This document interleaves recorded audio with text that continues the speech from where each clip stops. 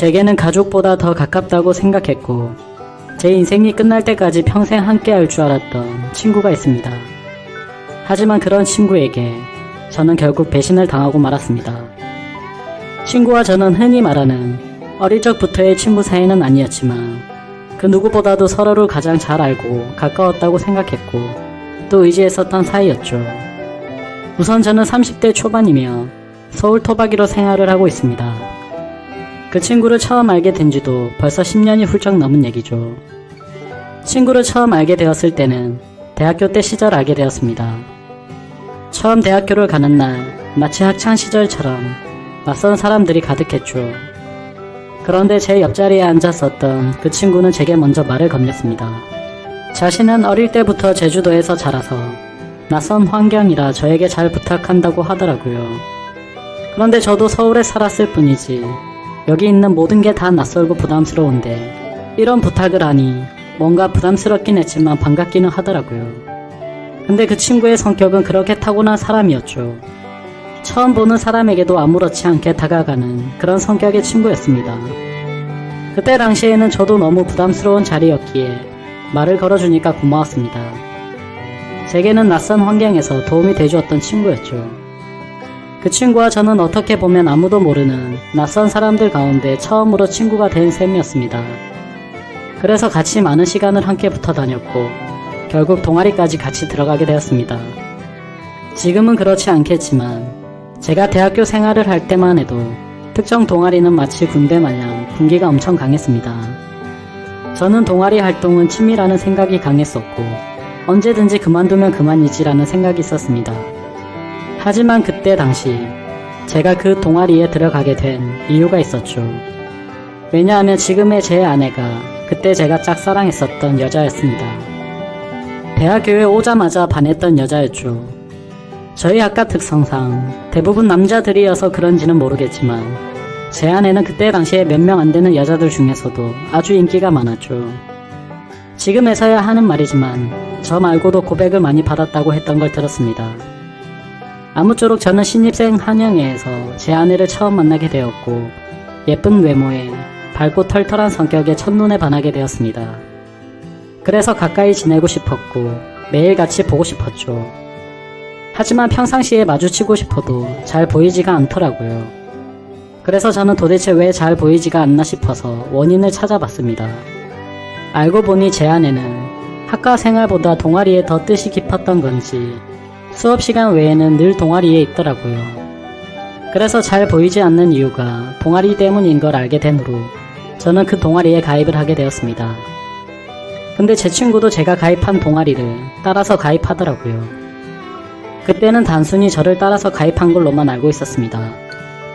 그것도 10년이 넘게 그런 생각을 갖고 있었던 거죠. 그때 당시에는 많은 게 즐거웠습니다. 성인이 되고 나서 술을 마시는 것도 새롭고 즐거웠고 동아리에 가서 스트레스를 받을지언정 제가 사랑하는 아내를 매일 같이 볼 수 있었으니까요. 그런데 그런 마음만 가지고 적성에 맞지 않는 동아리에서 오랜 시간을 보내기에는 많은 고통이 뒤따르더라고요. 제가 동아리에 별로 관심이 없는 걸 알아챘는지 바로 윗기수의 남자 선배 한 명이 어느 순간부터 저를 자꾸만 건들더라고요. 니까짓게 왜 여기 와서 물을 흐리냐, 이따위로 시간 때울 거면 꺼지라고 하더라고요. 저는 자존감이 너무 무너졌고 화가 나서 그만둬 버릴까라는 생각을 한두 번 한 게 아니었습니다. 하지만 제가 좋아하던 아내가 동아리에 있었기에 차마 그럴 수가 없었죠. 그러다 저는 선배가 하는 말에 도저히 참지를 못했고 큰 각오를 하고 결정을 했습니다. 내가 나가는 일이 있더라도 고백은 하고 나가겠다라고 말이죠. 그래서 고백을 하려고 몇 날 며칠을 기다렸습니다. 그러다 때마침 고백을 할 수 있는 기회가 생겼죠. 저는 시험 기간이라 공부를 했고 밥을 먹고 잠깐 잠이나 잘까 해서 동아리 방에 들렸더니 제 아내가 혼자서 동아리에서 있었던 거죠. 그래서 저는 무조건 오늘 고백을 해야 하는 기회이구나 싶었고 제 진심을 담아서 고백을 하게 되었습니다.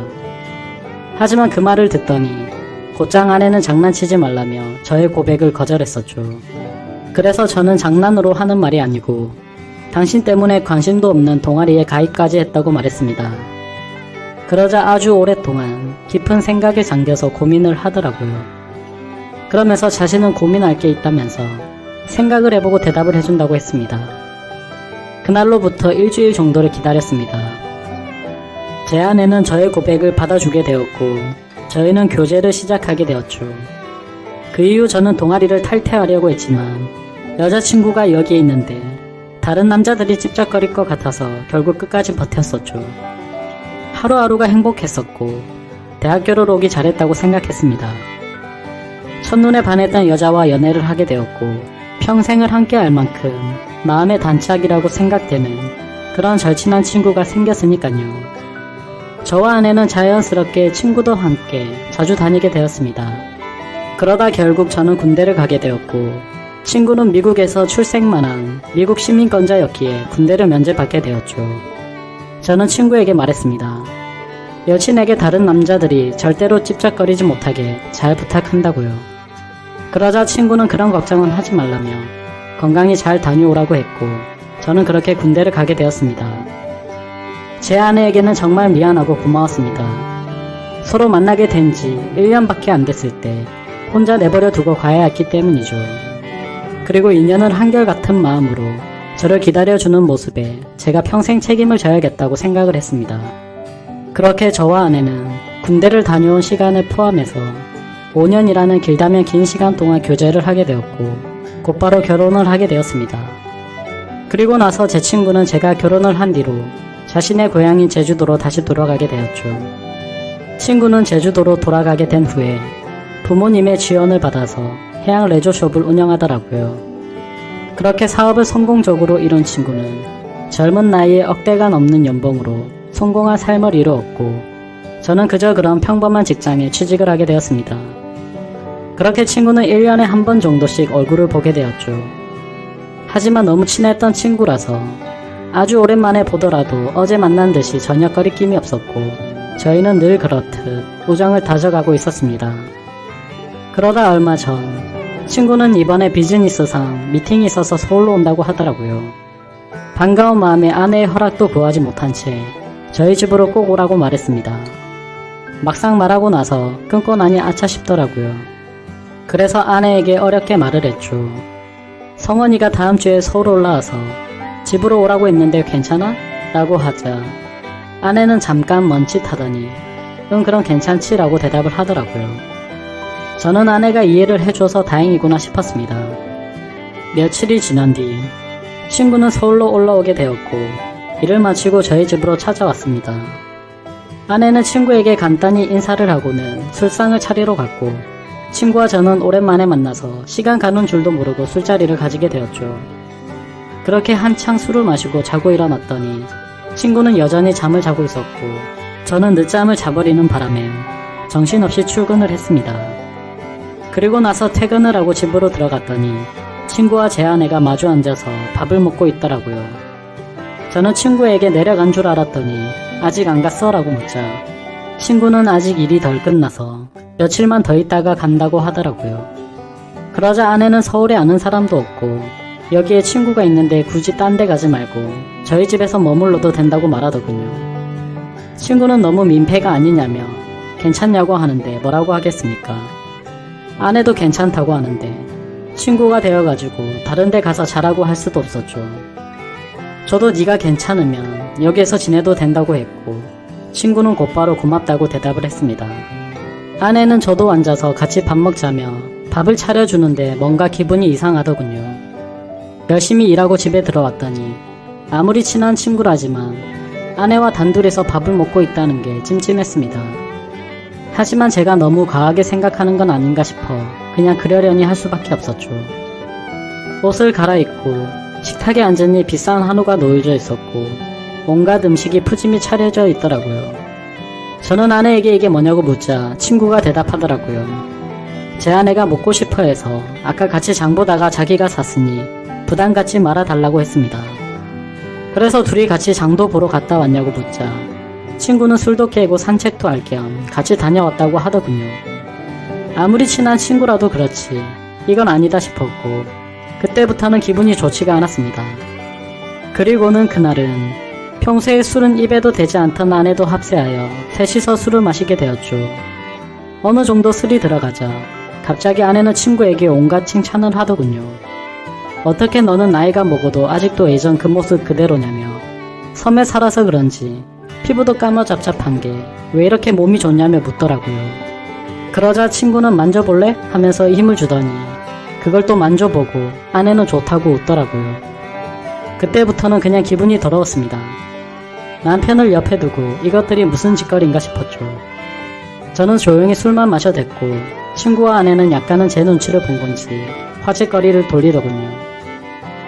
아내는 친구에게 요즘 경기도 안 좋을 텐데 제주도에서는 피해가 크지 않냐고 물었고, 친구는 자신이 하는 사업은 관광지 특혜를 받아서 그런지 크게 영향을 받지 않아 딱히 문제가 없다고 하더라고요. 그러면서 다음에 저와 같이 여행을 오면 풀코스로 관광을 시켜준다고 하더니 다른 거 걱정 말고 비행기만 타고 넘어오라고 말하더군요. 아내는 그 말에 좋다고 싱글벙글 웃는데 그때 저는 할 말이 없었습니다. 사실 아내에게 미안한 일이 있었던지라 거기다 대고 제가 뭐라고 말도 못했었죠. 결혼하고 얼마 지나지 않은 시점에 저는 지인의 권유에 투자를 하게 되었고 결국에는 사기를 당했습니다. 그때는 아내에게 조금 더 안락한 삶을 살게 해주고 싶은 마음에 과감히 투자를 했지만 오히려 빚더미에 앉게 만들어서 생활을 더 힘들게 만들어버렸죠. 그래서 비싼 한우 같은 건 꿈도 꾸지 못했고 여행이라고는 신혼여행 이후로 단 한 번도 가지 않았으니 저는 도저히 할 말이 없었습니다. 기분도 좋지 않고 화를 내기도 애매한 마음에 그만 자리를 끝내고 싶었죠. 그래서 저는 제가 자리에서 일어나면 술자리가 끝날 줄 알고 말했습니다. 오늘은 피곤해서 먼저 일어날게 라고 했더니 친구는 벌써 자려고? 아쉬운데 조금 더 마시지 하더니 그럼 피곤할 텐데 먼저 들어가서 쉬어. 우리는 조금만 더 마실게 라고 하더군요. 그러자 아내도 일어날 생각이 없는지 내일은 지각하지 말고 알람 꼭 맞춰놓고 자라고 하더라고요. 속으로 진짜 부글부글 끓었습니다. 자존심이 상해서 다시 앉기도 뭐했고 그냥 샤워를 해버리고는 자러 먼저 들어갔습니다. 그런데 그 기분으로 잠이 올 리가 없죠. 자정이 다 되어갈 때까지 그 둘은 하하호호 웃으며 떠드는데 친구고 뭐고 엎어버릴까 싶었지만 너무 쪼잔해지는 것 같아서 그냥 참고 있었습니다. 그렇게 잠에 못 들고 누워있는데 갑자기 작게 들리던 소리조차 들리지 않더라고요. 그러더니 1분 정도가 지나자 의자 빼는 소리가 들렸고 설거지를 하는 소리가 들렸습니다. 그래서 저는 물을 마시는 척 하면서 거실로 나가봤더니 아내는 설거지를 하고 있었고 친구는 보이지가 않았습니다. 친구는 어디 갔냐고 물었더니 담배 피러 나갔다고 하더니 저보고 아직 안 잤냐고 묻더라고요. 저는 목이 말라서 잠이 깼다며 물을 마시고 방으로 들어갔고 아내는 설거지를 끝마치고는 방으로 들어오더군요. 그날 밤 저는 자는 둥 마는 둥 너무 짜증이 나서 잠을 뒤척였고 다음날 굳이 자고 있는 친구를 깨워서 집 밖으로 데리고 나왔죠. 친구에게는 거짓말이라도 해서 내보내야 되겠다 싶어서 말했습니다. 진짜 미안한데 아무래도 아내가 조금 불편해하는 것 같다고 했더니 친구는 그랬구나. 내가 너무 눈치가 없었지라며 미안하다고 하더라고요. 그러더니 어차피 오늘 저녁에 내려가려고 했다면서 미팅 다녀와서 저녁에 들어올 것 같은데 그때 짐을 챙겨서 나간다고 하더라고요. 저는 그래서 오늘 나도 외부 미팅이 있어서 저녁에 얼굴은 못 볼 것 같다고 했습니다. 항상 미팅 끝나고 술자리를 하는 자리라 늦을 것 같은데 조심히 내려가라고 미리 작별 인사를 했습니다. 그렇게 인사를 마치고 친구는 미팅이 있다면서 택시를 타고 갔고 저도 회사로 출근을 했습니다. 그런데 괜히 쓸데없이 늦게 들어간다고 말한 것 같아서 계속해서 찜찜하더라고요. 오늘 외부 미팅을 갔다가 술자리를 가지면 절대로 빠질 수가 없는 자리였기 때문이죠. 그러면서 어제 아내와 친구가 나눴던 대화도 다시 떠올랐고 차마 해서는 안 될 상상까지 들더라고요. 그런 말도 안 되는 상상을 하다 보니 제정신이 아니었던 건지 집에다가 카메라도 설치를 해야겠다 싶었습니다. 이미 온갖 더러운 생각을 가진 저는 밥 생각도 없었고 점심시간을 이용해서 초소형 카메라를 사서 집으로 갔습니다. 아내는 항상 그 시간에는 운동을 가는 시간이라 집은 역시나 비워져 있더라고요. 저는 얼른 안방에 카메라를 설치했고 다시 회사로 돌아갔습니다. 그렇게 저녁이 되었고 친구와 아내에게 연락을 했습니다. 친구는 지금 미팅이 일찍 끝나서 비행기를 타러 간다며 다음에 보자고 대답을 했고 아내는 친구 배웅을 해주고 집에서 쉬고 있다고 대답을 하더라고요. 그래서 저는 내가 너무 제정신이 아니었구나 생각을 하면서 괜히 쓸데없는 돈 썼네 싶었습니다. 그렇게 저는 외부 미팅을 갖고 술자리를 마친 뒤에 집으로 들어갔습니다. 항상 그 자리는 만취 상태가 될 때까지 마시는 자리였기에 그날도 저는 만취 상태가 되어 있었죠. 집으로 들어가 보니 친구는 없었고 그 정신없는 와중에도 뭔가 찜찜한 기분이 풀린 것 같고 좋더라고요. 그렇게 저는 침대에 눕자마자 곧바로 잠이 들었고 아침에 일어나자마자 또 정신없이 출근을 했습니다. 그렇게 하루 종일 일을 하고 있다가 아차 싶더군요. 어제 설치한 카메라를 회수 못한 게 생각이 났던 거죠. 혹시라도 아내가 알아차리면 엄청나게 큰 싸움으로 번질 것 같아서 퇴근하자마자 빨리 치워야겠다라고 생각을 했습니다. 그래서 저는 퇴근하자마자 곧장 집으로 들어갔더니 아내가 집에 없더군요. 아내에게 전화를 했지만 받지를 않았고 어디 갔냐고 카톡을 보냈지만 답장이 없더라고요. 그래서 일단 아내가 들어오기 전에 카메라를 치워야겠다 싶어서 뺐습니다. 근데 아내는 2시간이 넘도록 전화도 오지 않고 카톡 답장도 오지가 않았습니다. 슬슬 짜증이 나기 시작했고 진짜 아내가 바람이라도 났나 싶었죠. 그래서 저는 갑자기 카메라 생각이 번뜩 났고 저장된 영상을 돌려봤습니다. 근데 정말 너무 충격적인 장면들이 그대로 녹화가 되어 있더군요. 제가 카메라를 설치하고 집 밖으로 나간 지 2시간 정도가 지나자 남자 여자 목소리가 들려오더니 제 아내와 친구는 방으로 키스를 하면서 들어왔습니다. 정말 그 모습을 보는 순간 바로 욕이 튀어나왔고 소리를 질러댔습니다. 그 둘은 자연스럽다는 듯이 제 침대에 누워서 스킨십을 하는데 너무 역겨워서 도저히 보질 못하겠더군요. 그래서 빨리 감기로 넘겨버렸고 오늘 날짜로 찍힌 영상을 봤더니 제주도로 내려갔다던 친구놈이 또 아내와 제 방으로 들어오는 겁니다. 너무 큰 충격을 받아서 할 말이 없고 생전 처음으로 눈물이라는 걸 흘렸습니다. 슬퍼서 우는 게 아니라 분노가 극도로 치밀어 오르다 보니 눈물이 난다라는 걸 깨달았죠. 그러면서 제가 퇴근하기 1시간 전쯤 남편이 들어올 수도 있을 것 같다면서 계속 같이 붙어있고 싶은데 아쉽다고 하더니 나가서 같이 있자고 하더니 화면에서 사라졌습니다. 제가 그 영상을 보는 중에도 제 아내는 친구놈과 밖에 나가서 같이 붙어 있었던 거였죠. 저는 그래서 바로 친구놈에게 전화를 했습니다. 역시나 전화를 받지 않더군요. 근데 아내와 달리 몇 통을 걸었더니 전화를 받더라고요. 저는 침착하고 물었습니다. 제주도에 조심히 잘 내려갔냐고 물었죠. 그러자 친구는 잘 내려왔지. 그게 그렇게 궁금해서 전화를 이렇게 몇 통씩이나 했냐고 묻더라고요. 그 말을 듣고 있는데 아내에게서 카톡이 바로 오더군요.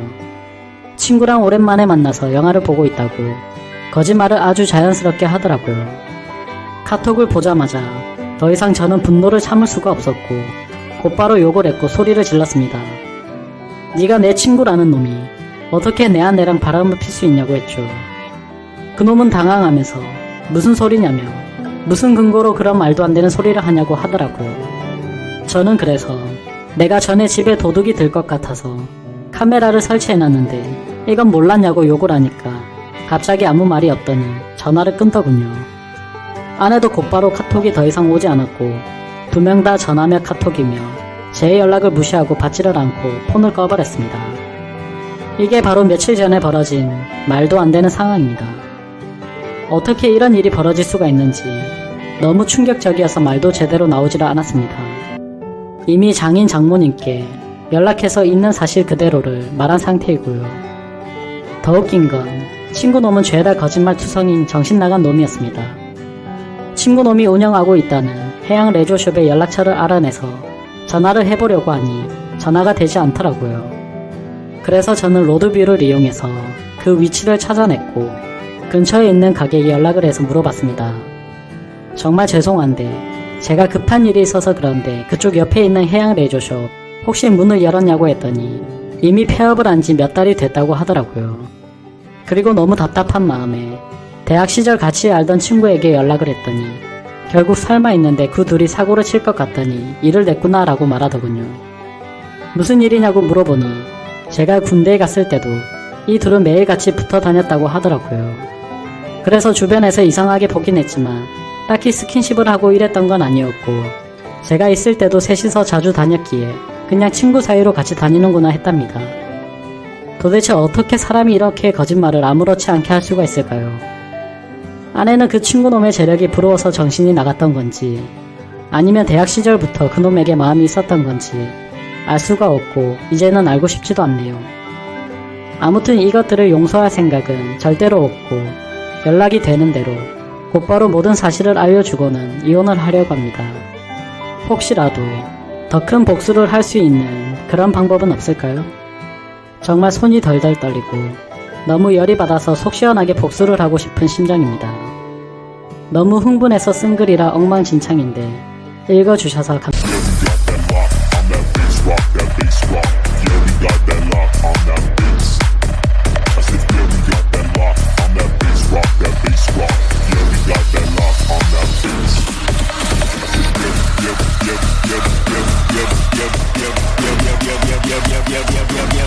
Yeah.